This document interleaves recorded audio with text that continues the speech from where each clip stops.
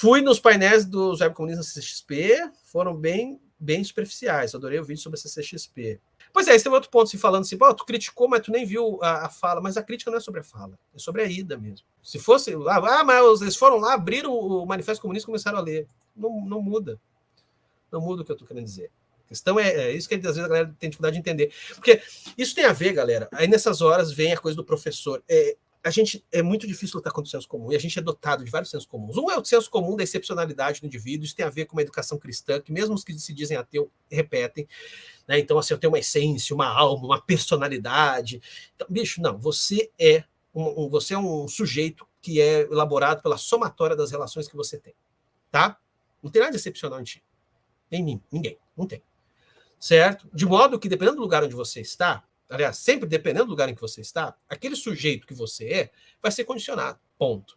Primeira coisa é acabar com esse mito do... Isso é uma coisa que o liberalismo é calcado em cima, né? Se o cara se diz antiliberal, não sei o quê, ou não antiliberal, mas eu sou comunista, não sou liberal. Não sei... Pô, então a primeira coisa é acabar com essa noção do indivíduo excepcional, etc. Aí tem outra coisa aí nessa história, que é uma ideia conteudista das coisas. Como se os conteúdos eles fossem coisas que não se aderissem em formas, como se o espaço onde esse conteúdo é proferido não mudasse o conteúdo. Gente, o século XX inteiro foi esse tipo de discussão. Humberto Eco, McLuhan e os caralho desses caras da teoria da comunicação falando isso. Aquele famoso livro do McLuhan, Meia Mensagem, que na verdade é o Meia Massagem, porque deu um erro de digitação e ele gostou do trocadilho. Mas enfim, originalmente o nome era O Meio é a Mensagem. O meio é a mensagem, o meio dá contornos, dá forma à mensagem. Por isso que eu falei, não pouco importa se as pessoas vão lá e começam a ler o Manifesto Comunista. Não é essa a questão. Pô, a galera não se diz materialista? Vamos olhar para a materialidade do que está rolando. E por mais que você traga o conteúdo X, Y, Z, materialmente ele vai tomar uma determinada forma, porque as condições materiais ali são essas. Essa é a discussão. Fala, Link, tá bom? Eu li Necropolítica do Achille Mbembe e que ensaio importante. Cara, Achille Mbembe, para mim, é um dos pensadores mais importantes da contemporaneidade. A galera quer muito se mostrar... Isso é um negócio que às vezes me irrita, sabe? A galera às vezes quer se mostrar muito como politicamente correto, não sei o quê, mas, pô, tem uns aí fica com leituras condescendentes de pessoas de uma minoria XYZ, e às vezes tu tá diante de um monstro, no bom sentido, e aí... tipo, Achille Mbembe. Achille Mbembe é um pensador do caralho dos dias de hoje, tá? Ele é... Eu falava que ele era nigeriano, mas não, viajei. Ele é camaronense. Camaronês? Olha só, não sei nem falar. É de Camarões. Mas ele faz a carreira dele acadêmica na África do Sul, né? Ele estudou na França, deu aula nos Estados Unidos e tal, mas a carreira dele acadêmica, hoje ele é professor, até onde eu sei, ele está dando aula na África do Sul. Não sei agora qual universidade ele está lá. Porra, o cara é um monstro, bicho. Eu já falei para vocês aqui, eu acho que uma leitura obrigatória é Crítica da Razão Negra. Leitura obrigatória. Mariane Dantas, Link, resumiu 3 semestres de psicologia sobre teoria do sujeito. Brabo demais. Falta muita leitura de teórico do marxismo para a galera web. Pois é, não, e olha só. Teve gente que falou, faltava falar mais. Claro que faltava mais. Gente, eu só peguei 2 casos.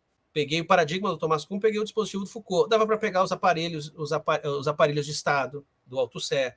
Dava para pegar o estádio do espelho do Lacan. Dava para pegar...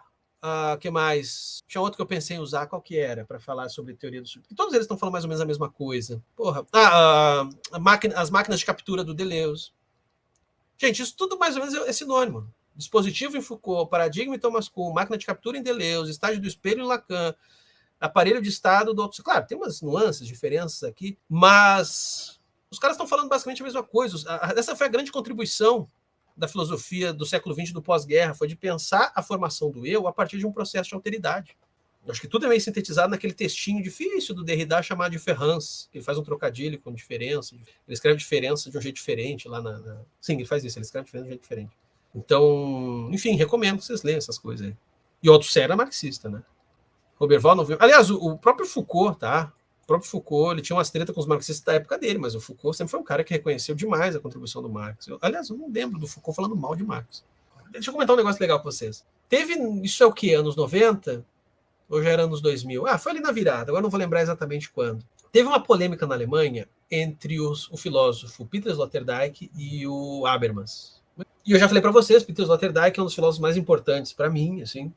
E é um filósofo de direita. Eu falo para o pessoal, às vezes fala assim, o Link, esses comunistas, esses caras de esquerda, tipo Link, você nunca fala de gente de direita como se não tivesse ninguém. Já falei, porra, vivo elogiando o Sloterdijk. O Sloterdijk é uma direita meio estranha. Tu diz assim, porque é a direita Nelson Rodrigues, assim, né? Aquela coisa que provoca a própria direita, né? É a direita treteira com a direita. Mas, enfim, e aí voltando para essa história, teve uma polêmica entre o Sloterdijk e o Habermas, que foi no seguinte sentido. O Sloterdijk tem um livro que eu recomendo muito, que é sobre o Parque Humano, tá? E tem uma passagem no livro que causou muita polêmica na Alemanha, em que basicamente os Sloterdijk diz assim, olha, manipulação genética vai rolar, então melhor a gente decidir como é que a gente vai fazer do que ficar negando. E o Habermas, quer dizer, isso não foi entre o Habermas e o Sloterdijk, os dois não ficaram trocando acusação, mas a fandom dos dois ficou, praticamente um YouTube pré-YouTube. E aí o pessoal que segue o Habermas falou assim, eugenista filha da puta.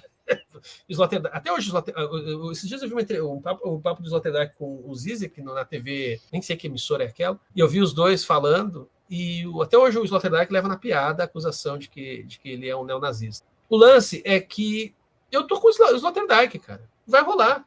Por isso que a gente tem que regulamentar, a gente tem que se antecipar. Não dá para ficar, não, vai contra Deus, ou não, isso é errado. Vai rolar, galera, vai rolar. E no caso da inteligência artificial, vai rolar também. O pessoal vai começar a fazer quadrinhos com inteligência artificial. Por isso que a nossa defesa não é dizer, não pode usar. Não, a ferramenta vai ser usada. Fazer o quê? Vai ser usada. O que a gente tem que lutar é pela regulamentação disso, ou seja, as imagens de referência, isso tudo tem que ser pago. O banco de imagens não pode ser, pegou na internet, usou. Não dá. Não pode ser isso. Vic defende a profissionalidade da crítica de quadrinhos. Eu queria saber, você acha que é necessário alguém ser acadêmico no sentido formal do termo para produzir uma boa crítica e ser ouvido? Não, acho importante a pessoa ser crítica. Quem falou muito da formação ali foi o Rafael. Aí você pergunta para o Rafael. O ponto só é que eu acho que é preciso o exercício crítico, da crítica, e obviamente esse exercício não tem como fugir, demanda erudição. Se é por uma via institucional ou não, aí para mim tanto faz. Eu, pelo menos, acho que tanto faz. O cara pode ter nem um ensino médio completo, mas estudou, foi atrás, correu, fez todo um estudo aí. Embora o autodidatismo tenha seus limites, né? Basta ver o Olavo de Carvalho. Mas, assim, eu acho que existem intelectuais orgânicos, o cara não precisa ter uma pós-graduação, e o cara tem uma reflexão, uma capacidade de leitura e de interpretação de mundo que é muito rica. Então, para mim, é isso aí. Para mim, conta isso. O lance que bateu ali, acho que para o Rafael e que me incomoda, e nesse ponto a gente concorda, o Rafael do Ilha Caju, é que é chamado de crítica quem não está fazendo crítica. Veja, não se trata de desmerecer o trabalho das pessoas, não é feito crítica. Estamos falando de pessoas que não fazem crítica, e tudo bem elas não fazerem crítica, elas também não são obrigadas. Mas chamar de crítica quem não faz crítica é só para esvaziar o conceito de crítica. E como eu mostrei no vídeo, interessa a esses grandes grupos. Interessa a quem é dono da bola. Esse vídeo é um corte da Live do Caos que acontece no canal do Quadrinhos na Sarjeta todo domingo à noite por volta das 9h30, geralmente. Então curta e compartilhe este vídeo. E se inscreva lá no Quadrinhos Sarjeta, assim como aqui no Cortes da Sarjeta, pessoa vagabunda.